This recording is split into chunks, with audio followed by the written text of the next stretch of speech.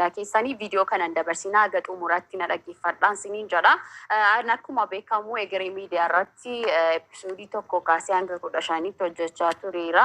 Garuu waldhabbiin guddiitti uumameen achirraan fufuu hin dandeenye gara yuutuubii mataa koo Shibirree yuutuubii irraanidha kanan jalqabee jiru. Bashkadaallee achirraanidha kanan fidee jiru jechuudha. Egaa erganiin egeree miidiyaa dhisee kan korratti jalqabeeti dorsa garaagaraadha kan narraan ga'amaa jiru. Akkani achirraan hojjedhu qofa akka ta'e natti himame. San booda amma immoo kaameeraallee akkan kireeffadhee hin hojjenne karaa hundumaan natti cufamee jira jechuudha. Abbaan egeree miidiyaa akka birrii qabu birrii saniin immoo tarkaanfii mataa isaa kan inni irratti fudhachuu danda'udha kan natti himamee jiru.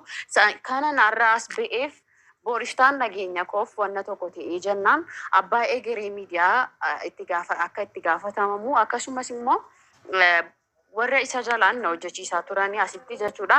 Isaantu itti gaafatama. Sababiin isaas aga namni eeggatuttidha kan isaan godhanii jiranii jechuudha. Egaa walumaa galatti wanna dubbachuu barbaadu egeree miidiyaa irratti bashkadaan dhufaa jira yookaan immoo hojjetamaa jiru sun aayidiyaa koo kan hin taane aayidiyaa hatamedha. Kan isaan aayidiyaa isaanii osoo hin taane aayidiyaa hatamedha gatii ta'eef bashkadaa kan isin argachuu dandeessan Shibirree yuutuubii irrattidha jechuudha. Egaa aayidiyaa hatame isaanii kan isaan hojjechaa jiranii. So aayidiyaa hatame ilaalinaa Shibirree yuutuubii irratti kottaa na jajjabeessaan siniin jedha. Naaf jiraadha warreen na jajjabeessaa jirtanii aga hammaatti illee na jajjabeessaa jirtan galatoomaa ulfaadhaan na jiraadhaan siniin jedha.